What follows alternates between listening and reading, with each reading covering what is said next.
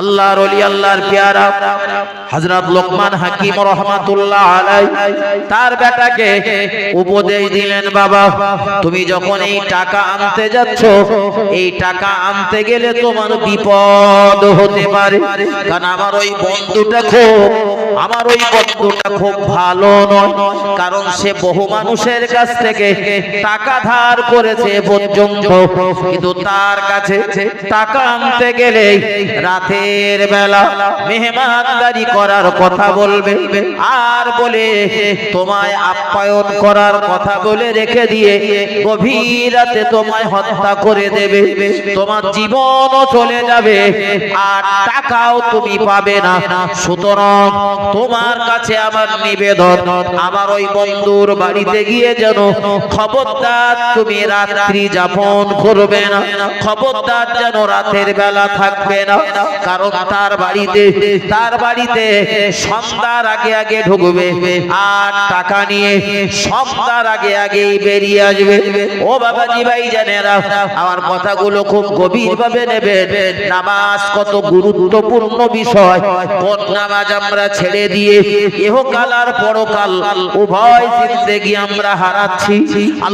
আল্লাহর নবী সাহাবারা, বিভিন্ন পীর ওলিয়ারা বুজুর্গরা, তারা যখন কোন মুসিবতে পড়তেন নামাজে দাঁড়িয়ে যেতেন। তাদের জিন্দেগিতে কোন জিনিসের প্রয়োজন হলে তারা 2 রাকাত নামাজ আদায় করে নিতেন, মহান আল্লাহর দরবারে টেলিফোন করতেন আর মহান আল্লাহর দরবারে সাহায্য চেয়ে নিয়ে মহান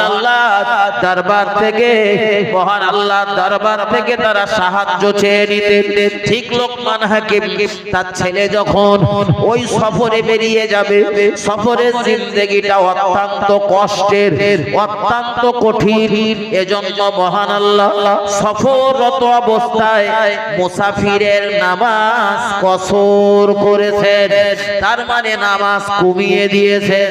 জোহর আসরে 7 ফরজ নামাজ 4 রাকাত, মুসাফির অবস্থাতে যদি থাকেন আপনার পড়তে হবে 2 রাকাত। অথচ কঠিন জিহাদের ময়দানে জিহাদ করছিলেন আমার নবী, সাহাবারা সাহাবাদের চতুর্দিকে দুশমনেরা ঘেরা, এই কঠিন পরিস্থিতিতেও নামাজ কমানোর কথা আল্লাহ বলিনি, অথচ রাসূলুল্লাহর উম্মতদের মুসাফির হালাতে মহান আল্লাহ নামাজ কসর করতে বলেছেন। 4 রাকাত নামাজ ও আমার নবীর উম্মতেরা 2 রাকাত পড়বে, আমি আল্লাহ তোমার 4 রাকাতের মর্যাদাই দান করব। একটু মহব্বত করে বলুন সুবহানাল্লাহ। লোকমান হাকিমের ছেলে ঘর থেকে যখন বেরিয়ে যাবেন, আল্লাহর ওলি আল্লাহর পেয়ারা তার ছেলেকে ডেকে বললেন, বাবা 2 রাকাত সালাতুল হাজতের নামাজ আদায় করে নাও, কারণ তুমি টাকা আদায় করতে যাচ্ছ পাওনাদারের কাছ থেকে, মহান আল্লাহ দরবারে জানিয়ে যাও, ও রব্বুল আলামিন আল্লাহ, আমি এই উদ্দেশ্যে ঘর থেকে বার হয়েছি, আমার উদ্দেশ্য যেন সফলতা লাভ করতে পারি। 2 রাকাত সালাতুল হাজতের নামাজ আদায় করো। 2 রাকাত সালাতুল হাজতের নামাজ আদায় করলেন। এরপর আল্লাহর ওলি আল্লাহর পেয়ারা হযরত লোকমান হাকিম রাহমাতুল্লাহ আলাইহি তার ছেলেকে ডেকে বলে দিলেন, বাবা এবারে তুমি ঘর থেকে যখন বেরিয়ে যাবে সফরের নিরাপত্তার জন্য, সফর যাতে নিরাপদ হয়, সফরের সমস্ত বিপদ আপদ মুসিবত থেকে মহান আল্লাহ যাতে তোমায় রক্ষা করে, হেফাজত করে, তার জন্য তুমি 2 রাকাত নামাজ আদায় করে নাও। আর পথে চলতে গিয়ে যদি কখনো কোনো বিপদ মুসিবতের আঁচ করো, সবার আগে তুমি নামাজে দাঁড়িয়ে যাবে, মহান আল্লাহর দরবারে নামাজের মাধ্যমে যা বলার তুমি বলবে। ও বাবাজি ভাইজানেরা, লোকমান হাকিমের ছেলে 2 রাকাত করে 4 রাকাত নামাজ আদায় করেছেন। এবারে ঘর থেকে বার হয়ে যাবে। লোকমান হাকিম আবার ডাকলেন, বাবা ঘর থেকে বার হচ্ছো, বার হও, তবে দুটো তিনটে কথা তুমি মাথায় রেখো। এখান থেকে চলতে চলতে বেশ কিছু দূর যাবার পরে একটা জঙ্গল, একটা জংলা পড়বে। ওই জঙ্গলের ভিতরে একটা পানির ঝর্ণা রয়েছে। ওই পানির ঝর্ণা খেতে সুস্বাদু, খুব পানীয়, পান করার জন্য উপযোগী। ওই পানি তুমি কিছু পান করবে, আর কিছু তোমার পানির মশকে ভরে নেবে। ও আমার পুত্র, তুমি ওখান থেকে আরো কিছু দূর যাবার পরে ক্লান্ত শ্রান্ত অবসন্ন হয়ে পড়বে। আর এই ক্লান্ত শ্রান্ত অবসন্ন হয়ে একটা তোমার একটু বিশ্রাম করার ইচ্ছা জাগবে, মনের কোণে স্বপ্ন জাগবে, তুমি একটু বিশ্রাম করবে, আরাম করবে। ঠিক তখনই দেখবে রাস্তার মাঝে বড় একটা গাছ তুমি দেখতে পাবে। তবে বাবা খবরদার, ওই গাছতলাতে গিয়ে যেন বিশ্রাম করো না, ওই গাছতলায় গিয়ে যেন খবরদার তুমি আরাম করবে না। কেন গাছতলাতে এ পর্যন্ত যত মানুষ আরাম করতে গিয়েছে, বিশ্রাম করতে গিয়েছে, কেউ আরো গাছতলা থেকে ফেরেনি, সবাই মারা গিয়েছে, তাদের জীবনের ক্ষতি হয়েছে। আমি তোমার পিতা, চাই না তোমার কোনো ক্ষতি হোক, এজন্য আমি তোমায় নিষেধ করে দিলাম, খবরদার ওই গাছতলায় বসবে না। তবে ওই গাছের আশেপাশে আগে পরে যদি কোনো বৃদ্ধ মানুষের সঙ্গে, কোনো প্রবীণ মানুষের সঙ্গে, কোনো বয়স্ক মানুষের সাথে যদি তোমার দেখা হয়ে যায়, আর সেই প্রবীণ বৃদ্ধ মানুষটি যদি তোমায় কিছু করতে বলে, তার কথা অনুযায়ী তুমি কাজ করবে, আশা করা যায় তুমি কোনো বিপদগ্রস্ত হবে না। ও বাবাজি ভাইজানেরা, আল্লাহর ওলির বেটা বেরিয়ে যাবে। লোকমান হাকিম রহমাতুল্লাহ আলাইহি আবার ধরেছেন বাবা। তবে ওখান থেকে বেরিয়ে যাওয়ার পরে ওই কিছু দূর যাবার পরে বিরাট বড় একটা গ্রাম তুমি পেয়ে যাবে। ওই গ্রামে আমার প্রচুর ভক্তের মানুষ রয়েছে, প্রচুর ভক্ত মানুষ রয়েছে।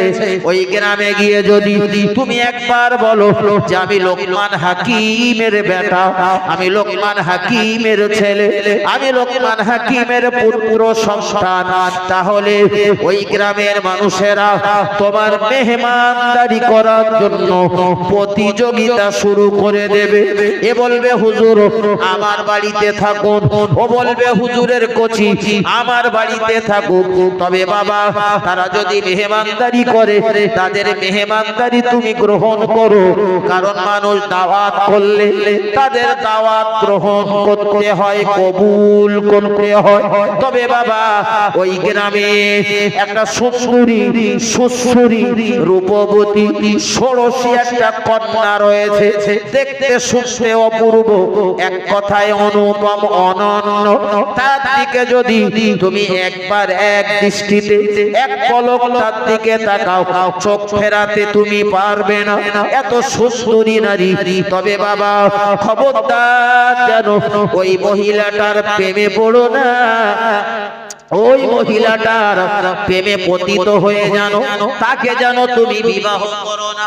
কারণ এ পর্যন্ত ওই মেয়েটার 10-10টা বিবাহ হয়েছে, আর এই 10-10টা বিবাহ হবার পরে প্রত্যেকটি স্বামী তার বাসর ঘরে বাসর রাত্রে মারা গিয়েছে। তবে বাবা পথে চলতে চলতে যখনই কোনো বিপদ মুসিবতের আঁচ করবে, প্রত্যেকটি জায়গায় তুমি 2 রাকাত করে নামাজ আদায় করবে, আর আল্লাহর দরবারে সাহায্য কামনা করবে। লোকমান হাকিমের ছেলে এবার আব্বা জানের কাছ থেকে বিদায় নিয়ে ঘর থেকে বেরিয়ে গেলেন। বাপের কথা অনুযায়ী চলতে চলতে সামনে কিছু দূর যাবার পরে ওই জঙ্গলটা দেখতে পেলেন। ওই জঙ্গলের ভিতরে গিয়ে, জঙ্গলার ভিতরে গিয়ে একটা পানির ঝর্ণা, ওই পানির ঝর্ণার পানিটা খুব সুপেয়, খেতে সুস্বাদু, পান করার উপযোগী ওই পানি কিছুটা তিনি নিজে পান করলেন।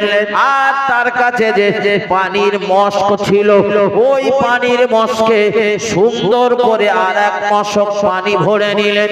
এইভাবে তিনি চলছিলেন, কিন্তু ক্লান্ত শ্রান্ত অবসন্ন হয়ে পড়লেন। মরুভূমির রাস্তা দিয়ে হাঁটতে হাঁটতে চলতে চলতে তিনি দেখতে পেলেন, অসুস্থতা অনুভব করছিলেন। তিনি দেখতে পেলেন সামনেই রয়েছে একটা বিরাট বৃক্ষ, বিরাট বড় গাছ। ওই গাছতলায় তিনি একটু আরাম করবেন, বিশ্রাম করবেন, এই চিন্তা ভাবনাতে তিনি এগিয়ে গেলেন।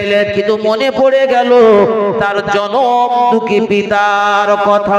আমার আব্বা জান তো বলেছিলেন, বাবা ও আমার সন্তান, ওই গাছতলায় খবরদার যেন তুমি বিশ্রাম করার জন্য বসবে না, কারণ ওই গাছতলাতে এ পর্যন্ত যত মানুষ বিশ্রাম করার জন্য বসেছে কেউ ফিরিনি, সব মারা গিয়েছে।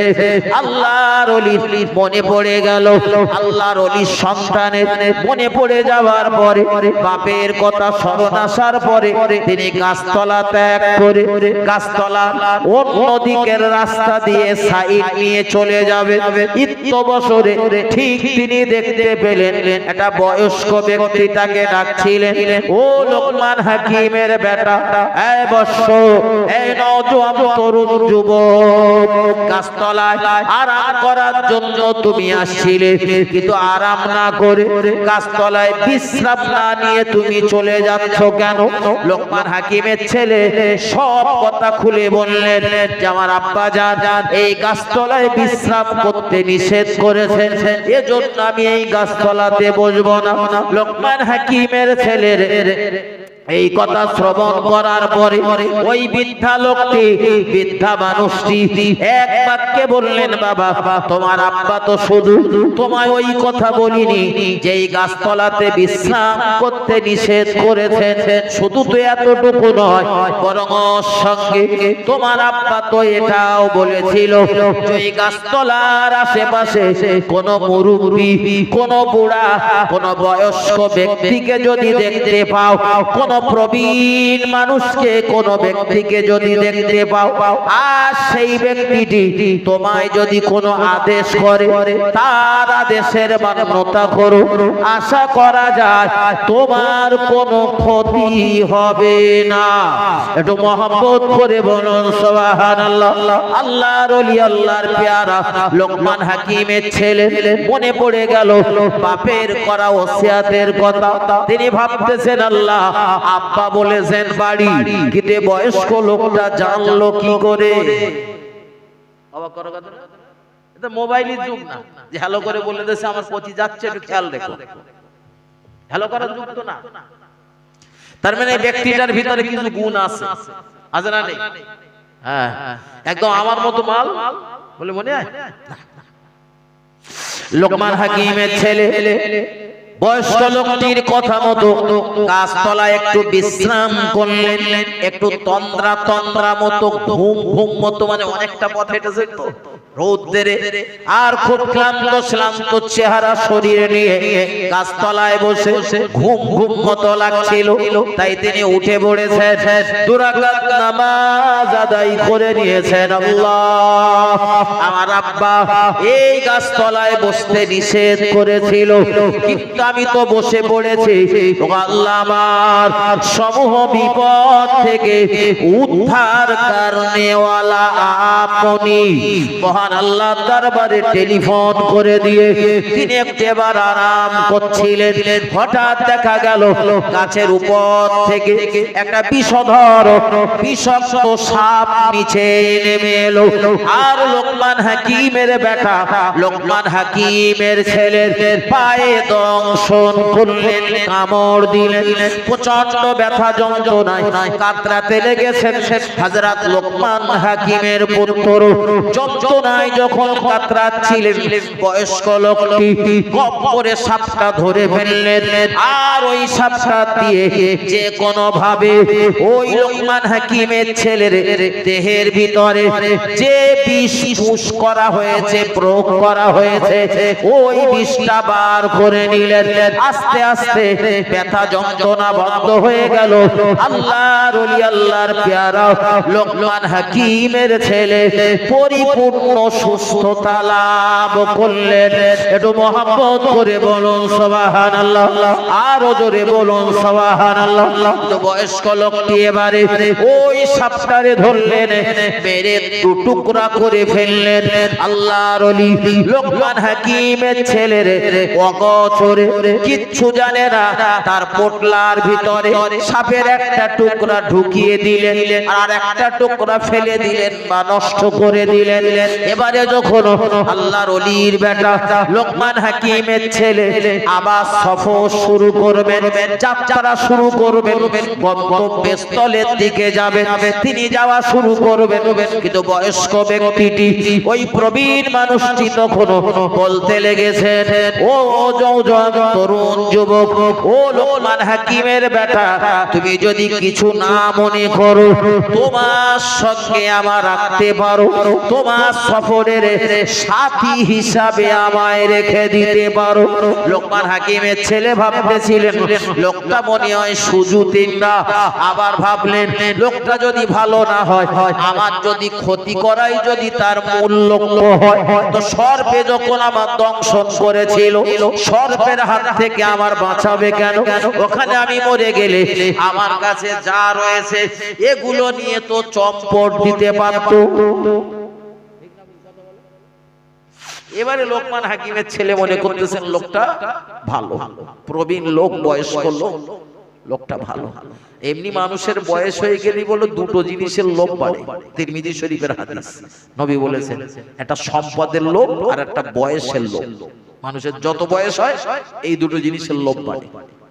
বয়স্ক লোক মানে যে তার লোভ নেই এ ধারণা করা ঠিক ঠিক।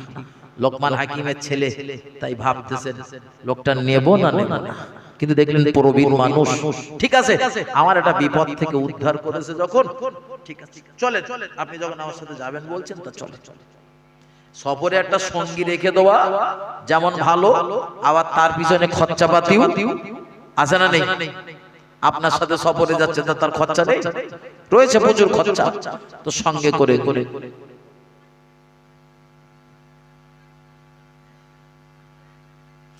আমার ভাই আমি আলোচনা বাড়াবো না, দেখতে দেখতে আমার সময় 12-13 মিনিট পেরিয়ে গেছে। 12-13 মিনিট আগে আমার সময় শেষ হয়ে গেছে, কিন্তু একটা কথা বলে ফেলেছি বলে বলছি, আলোচনাটা মাথায় ঢোকান। এক্ষুনি পরবর্তী ওলামা হযরত আপনাদের আমন্ত্রিত অতিথি তিনি আসবেন ইনশাআল্লাহ। আমার ভাই লোকমান হাকিমের ছেলে ওই বয়স্ক লোকটির নিয়ে এবারে সফর জমিয়েছেন, চলছেন, চলতে চলতে ওই যে বাপের কথা অনুযায়ী যে কিছু দূর যাওয়ার পর একটা গ্রাম পড়বে, ওই গ্রামে আমার ভক্তের মানুষের অভাব নেই। ওই গ্রামের মানুষেরা আমার খুব মহব্বতের, খুব কাছের মানুষ। এখন ভাই হুজুরের কচি খুব মহব্বতের ব্যক্তির সন্তান যদি আমরা পাই, তো ওই সন্তানদের নিয়ে আমরা আদর যত্ন করি না? খুব করি। বোঝানোর জন্য বলছি, এক্ষুনি যদি ফুরফুরা দরবার শরীফের কোন আওলাদে মুজাদ্দেদুজ্জামান আমাদের মাঝে হঠাৎ আসেন, কোন দাওয়াতপত্র আমরা করিনি, কিন্তু কোন কারণবশত এই দিক থেকে যাচ্ছিলেন, এখানে এসে যদি আপনার সাথে একবার একটু দেখা করে বলে যে ভাই আপনার বাড়ি এখন দুটো খাবো, তা আপনি কি বলবেন যে হুজুর হবে না? কথা বলবেন না? আপনি তো আসমানের চাঁদ হাতে পাবেন যে হুজুর ডেকে পাওয়া যায় না, আজকে না ডেকে এসেছে যখন, আসেন হুজুর আসেন, আমার বাড়ি যা রয়েছে তাই তো দৌড়ি ছুটি করে দুটো খাওয়া দাওয়ার ব্যবস্থা করে দিলেন। তো লোকমান হাকিমের ছেলে তাকে পেয়ে ওই গ্রামের মানুষেরা প্রচন্ড খুশি, খুব খুশি। এ বলেন হুজুর আমার বাড়িতে রাতের বেলা খাবেন, ও বলে হুজুর সন্ধ্যা বেলা আমার বাড়ি, ও বলে সকাল বেলা, ও বলে দুপুরে, ও বলে বিকালে। পালা করে নিলেন বেশ কয়েকদিন ওইভাবে এর বাড়ি ওর বাড়ি ঘুরতে ঘুরতে লেগে যাচ্ছে। লোকমান হাকিমের ছেলে লোকমান হাকিম রহমাতুল্লাহ আলাইহির বেটা সেদিন বিকাল বেলা গ্রামের যুবকদের সঙ্গে ঘুরতে বার হয়েছে। টোটাল গ্রামটা ঘুরে ঘুরে দেখছে। তো ঘুরতে ঘুরতে গ্রামের মানুষেরা লোকমান হাকিমের ছেলের সঙ্গে বলতে লেগেছে, আমাদের হুজুরের কচি হুজুরের বেটা লোকমান হাকিমের ছেলে, তোমার কাছে আমাদের তোমার কাছে আমাদের আবেদন, আমাদের গ্রামের সুন্দরী রূপবতী সুশ্রী ষোড়শী একটা কন্যা রয়েছে, একটা মহিলা রয়েছে, জোর তারে দেখলে চোখ ফেরানোর উপায় নেই, এত সুন্দরী করে আল্লাহ তারে বানিয়েছে। এমনি মহান আল্লাহ মানুষ্য জাতিকে সুন্দর আকৃতি দিয়ে বানিয়েছে। কোরআন শরীফের 30 পারাতে মহান আল্লাহ ঘোষণা করেছে, ওয়াত্তিনি ওয়াজাইতুন, শপথ তিন জাইতুনের, ওয়াতুরে সিনিন, আর শপথ ওই তুরে সাইনার, ওয়াহাদাল বালাদিল আমিন, আর শপথ ওই শান্তিপূর্ণ নগরী। এরপরে মহান আল্লাহ বলেন, লাকাদ খলাকনাল ইনসানা ফি আহসানি তাকওয়িম। মহান আল্লাহ বলেন, আমি মনুষ্য জাতিকে সুন্দর অবয়ব দিয়ে সৌন্দর্যমণ্ডিত করে সৃষ্টি করেছি।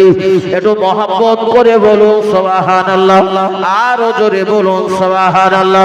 গ্রামের মানুষেরা বলতে লেগেছেন, হুজুর আমাদের গ্রামের ওই মহিলাটা দেখতে শুনতে অপরূপা, হুজুর একবার দেখলে চোখ ফেরানোর উপায় নেই।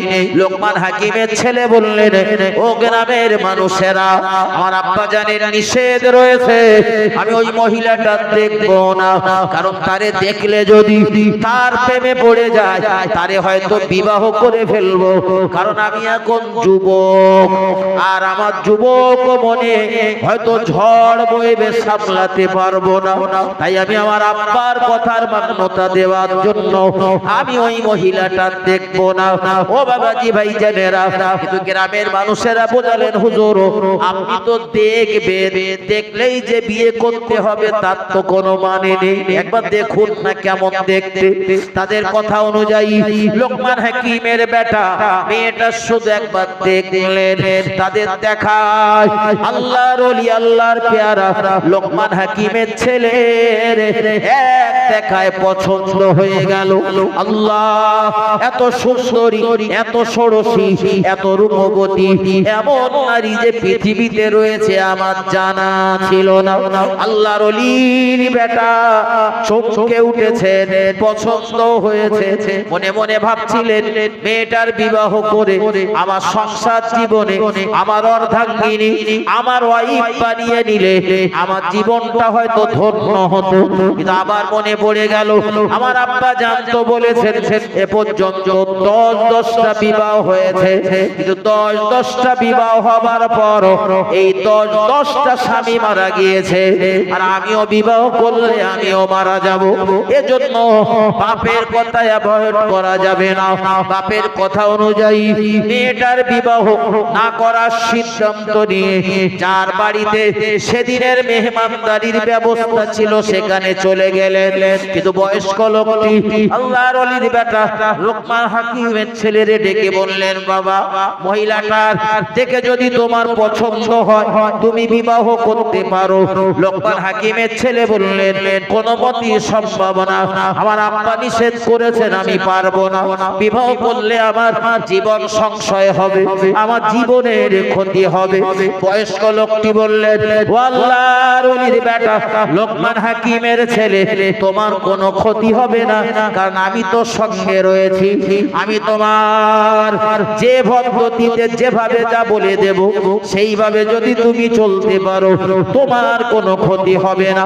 বয়স্ক লোকটির কথা অনুযায়ী তিনি বিবাহ করলেন, এবং বিবাহ করে রাতের বেলা বাসর ঘরে যখন যাচ্ছিলেন বয়স্ক লোকটি ডেকে বলে দিলেন, ও লোকমান হাকিমের বেটা বেটা, তুমি তোমার বিবির সঙ্গে গল্প করতে পারো, প্রেম বিনিময় করতে পারো, কিন্তু তোমার বিবির সঙ্গে সহবাস করতে পারবে না, তোমার বিবির সঙ্গে মেলামেশা সঙ্গম করতে পারবে না, করলেই তোমার বিপদ হবে।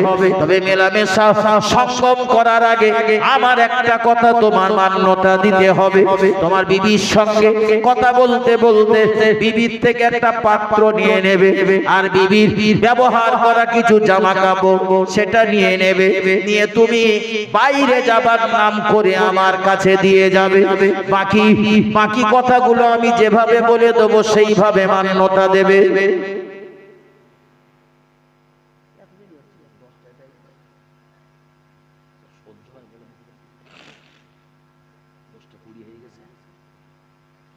আমার ভাই ও বাবাজিরা, আমার ভুল আমাকে নেবেন না, ভুল আমাকে বুঝবেন না। আল্লাহর ওলি, আল্লাহর পেয়ারা সন্তান রাতের অন্ধকারে ওই বয়স্ক ওই প্রবীণ লোকটির কথা অনুযায়ী তার বিবির সঙ্গে কথাবার্তা বলার ছলনাতে বিবির কাছ থেকে একটা পাত্র চেয়ে নিলেন, আর ব্যবহার করা একটা পোশাক চেয়ে নিলেন। ব্যবহার করার এই পোশাকটা চেয়ে নিয়ে রাতের বেলা ইস্তিনজা করার কথা বলে ঘরের বাইরে বেরিয়ে এলেন। বয়স্ক লোকটির কাছে দিলেন। একটি বর্ণনাতে রয়েছে বয়স্ক লোকটি ওই পাতিলের ভিতরে, পাত্রের ভিতরে ওই জামা কাপড়টা ফেলে দিলেন, আর ধরিয়ে দিলেন, আর আশেপাশে আর নিকট থেকে কোন একটা গাছের শিকড়টা থেকে ছোটা দিয়ে দিলেন।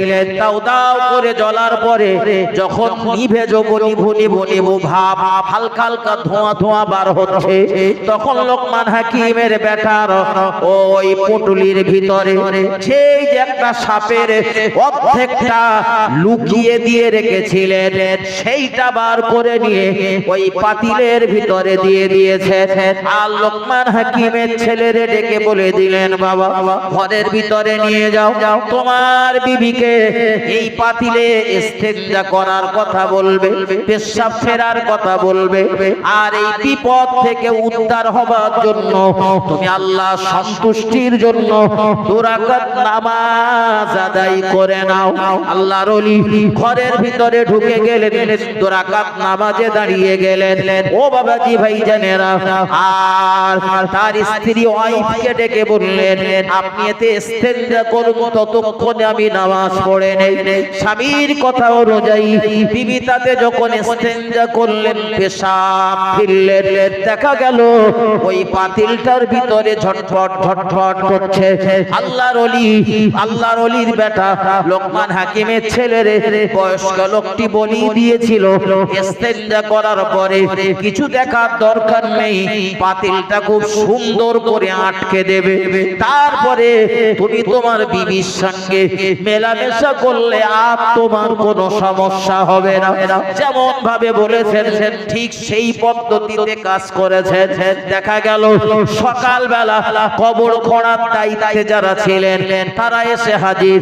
তারা চিন্তা ভাবনা করলো সকাল সকাল কাজ মিটিয়ে যে যার কাজে চলে যাব, কিন্তু সকালবেলা এসে ঘরের দরজাতে যখন ডাক দিলেন, দেখা গেল আল্লাহর ওলি আল্লাহর পেয়ারা লোকমান হাকিমের ছেলে মরে তো যায়নি, বরং তিনি জীবিত অবস্থায় ঘর থেকে হেঁটে হেঁটে বার হয়ে আসতেছে। একটু মহব্বত করে বলুন সুবহানাল্লাহ। মহান আল্লাহ তাকে এই বিরাট বিপদ থেকে হেফাজত করিয়েছেন। ও বাবাজি ভাই জানেরা, ওখানে বেশ কয়েকদিন স্ত্রী নিয়ে আনন্দ ফুর্তি করলেন, তারপরে ওখান থেকে চলে গেলেন টাকা আদায় করতে। শেষ কথাটা মাথায় নেন, আমি আলোচনা ছাড়বো। আল্লাহর ওলি আল্লাহর পেয়ারা হযরত লোকমান হাকিমের ছেলে ওখানে পৌঁছে গেলেন, আর বাড়িওয়ালা কি আনন্দ করে উৎফুল্ল হয়ে বলছিলেন, এ তো আমার আনন্দের বিষয়, গর্বের বিষয়, লোকমান হাকিমের ছেলে আমার বাড়িতে এসেছে। আর হুজুর আপনি এসেছেন যখন, আপনি ভাবলেন কি করে মেহমানদারি না করে আপনার ছাড়বো না, রাতের বেলা আমার বাড়ি থাকতে হবে। কিন্তু যুবক থাকতে চাইলেন না, আর বয়স্ক লোকটি লোকমান হাকিমের ছেলেরে ডেকে বলে দিলেন, হুজুর ও নওজোয়ান তরুণ যুবক, কোনো চিন্তা নেই, কোনো টেনশন নেই, তুমি থেকে যাও, কারণ তোমার সঙ্গে তো রয়েছি আমি।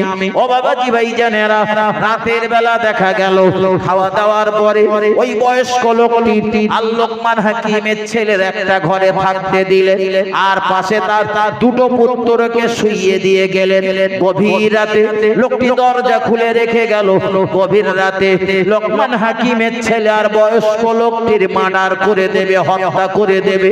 ঘরের ভিতরে নিজের দুটো ছেলে রেখে গিয়েছে যাতে বোঝার উপায় না থাকে, এরা সন্দেহ না করে। কিন্তু আল্লাহর ওলি, আল্লাহর পেয়ারা লোকমান হাকিমের ছেলে ঘুমাচ্ছিলেন। বয়স্ক লোকটি ডেকে বললেন, বাবা বিরাট বিপদ, উঠে পড়ো, 2 রাকাত নামাজ আদায় করো। নামাজ সমাদা করলেন। এবারে লোকমান হাকিমের ছেলে আর ওই বয়স্ক ব্যক্তিটা ওই বাড়িওয়ালা দুটো সন্তানকে ছেলেকে নিয়ে আস্তে করে তুলে তাদের যে জায়গায় তারা আরাম করছিলেন সেই জায়গায় শুইয়ে দিয়েছে, আর ছেলেদের জায়গায় লোকমান হাকিমের ছেলে আর ওই বয়স্ক ব্যক্তিটা আরাম করছিলেন। গভীর রাতের বেলা বাড়িওয়ালা ঘরের ভিতরে প্রবেশ করেছে। মনে ভেবেছে লোকমান হাকিমের ছেলে আর বয়স্ক লোকটা এইদিকে রয়েছে, যেদিকে রাতের বেলা দেখে গিয়েছিলেন। এই ভেবে তাদের উপরে তলোয়ার চালিয়ে দিলেন, 2 টুকরা করে দিলেন, হত্যা করে দিলেন। সমুদ্রের পানিতে নিক্ষেপ করে মনের আনন্দে ঘর থেকে বেরিয়ে গেলেন। পাওনাদারের টাকা দেওয়া লাগবে না। কিন্তু সকাল হয়ে যাবার পর দেখা গেল ঘরে থেকে নিজের বেটা নয়, পার হয়েছেন লোকমান হাকিমের ছেলে আর ওই বয়স্ক লোকটি। একটু মহব্বত করে বলুন সুবহানাল্লাহ, আরো জোরে বলুন সুবহানাল্লাহ। লোকমান হাকিমের ছেলে আর ওই বয়স্ক লোকটির দেখে বাড়িওয়ালা তো অবাক, চমকে গেলেন, যে কি ব্যাপার, আমার ছেলে। তখন এবার ওর ঘাড়ে বাস পড়ার মতো হয়েছে, তাহলে রাতের বেলা আমি আমার ছেলে দয়কে হত্যা করেছি। এবারে লোকমান হাকিম আর বয়স্ক লোকমান হাকিমের ছেলে আর বয়স্ক লোকটির পা দুটো জাপটে ধরেছে, হুজুর ক্ষমা করে দেন, হুজুর ক্ষমা করে দেন, যা ভুল হয়েছে হয়েছে, ক্ষমা করে দেন। লোকমান হাকিমের ছেলে বলেন, আগে টাকা ফেলেন, ক্ষমা করাটা পরে হবে, টাকা দেন আগে। টাকা নিয়ে যা পাওনা ছিল তাছাড়া আরো বেশি দিয়েছে, যেহেতু অপরাধ করে ফেলেছে, সেই অপরাধ ঢাকার জন্য টাকা নিয়ে লোকমান হাকিমের ছেলে আর ওই বৃদ্ধ লোকটি ফিরলেন। পথে এসে নিজের স্ত্রীর বাড়ির আপনজন কয়েকজনকে নিয়ে লোকমান হাকিমের বাড়ির পথে রওনা দিলেন। লোকমান হাকিমের বাড়ির পথে রওনা দিলেন। পথে চলতে চলতে একদম লোকমান হাকিমের বাড়ির নিকটে এসে বয়স্ক লোকটি বললেন, বাবা এত সময় তোমার সঙ্গে আমি রয়েছি, তুমি তো অনেক মাল উপার্জন করেছো, তো আমার কিছু দাও। লোকমান হাকিমের ছেলে বললেন, মন এত ভালো যে হুজুর আপনি যদি বলেন তা আমি সব দিয়ে দেব, আর যদি বলেন যে না আমরা দুজনা অর্ধেক অর্ধেক করে নেই, তা আমি যা মাল পেয়েছি অর্ধেক অর্ধেক করে দেব। আমি হলে কি করতাম? অর্ধেক অর্ধেক দিতাম বলে মনে হয়? কখনোই না। লোকমান হাকিমের ছেলে অর্ধেকটা সম্পদ দিয়ে দিলেন। বয়স্ক লোকটা নিয়ে একটুখানি এগিয়ে গেলেন, আর লোকমান হাকিমের ছেলের ডেকে বললেন, বাবা বাড়িতে তোমার আব্বার সালাম দিয়ে দিও, আর বলো যে খুব তাড়াতাড়ি তোমার আব্বার সঙ্গে আমার দেখা হবে। আর লোকমান হাকিমের ছেলের এই যে নববধূ পুত্রবধূ তাকে ডেকে বললেন, বৌমা এই সম্পদ আমার কোনো প্রয়োজন নেই, এ সম্পদের জন্য আমি লালায়িত না, এ তোমাদের কাজে লাগবে, আমার কোনো কাজে লাগবে না। তো আমার অংশের যখন এটা আমার ভাগের অংশটা আমি তোমার দিয়ে দিলাম। একটু মহব্বত করে বলুন সুবহানাল্লাহ। তার মানে অর্ধেকটা স্ত্রী পেলেন, অর্ধেকটা স্বামী পেলেন। এইবারে বয়স্ক লোকটা বিদায় নিচ্ছে, তো লোকমান হাকিমের ছেলে এইবার ডেকে বলতেছেন, হুজুর কিছু মনে নেবেন না, বাড়ি গিয়ে তো আব্বার সাথে বলবো, কিন্তু কি যে বলবো আপনার পরিচয়টা যদি একটু দিতেন। তো পরিচয় হিসেবে বলতে খুব সুবিধা হতো। ব্যক্তিটি তখন বললেন, আমি দুনিয়ার কোনো মানুষ না, তুমি যে ঘর থেকে বার হবার আগে সফরের নিরাপত্তার জন্য 2 রাকাত নামাজ আদায় করেছিলে, আমার আল্লাহ আমার মতো একজন ফারিস্তাকে তোমার হেফাজতের, তোমার গাইডের দায়িত্ব দিয়ে দিয়েছিল। তাই টোটাল পথটা বাড়ি আসার আগ পর্যন্ত আমি তোমার দায়িত্ব পালন করেছি। একটু মহব্বত করে বলুন সুবহানাল্লাহ, আর একটু ভক্তি করে বলুন সুবহানাল্লাহ। নারায়ে তাকবীর, নারায়ে তাকবীর। দরুদ শরীফ আল্লাহুম্মা সাল্লি আলা সাইয়্যিদিনা।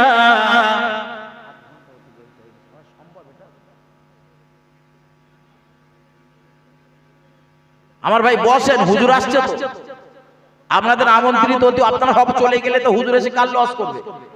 বসেন বসেন বসুন বসুন বসুন ভাই, হুজুর এসে গিয়েছে, বসেন। দরুদ শরীফ আল্লাহুম্মা সাল্লি আলা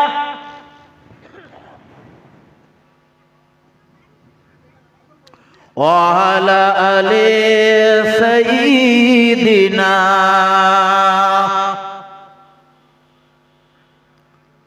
রহমত আলম নবী নূরে মুজাসসাম সাহাবীরা ওই নবীজির ঘাট।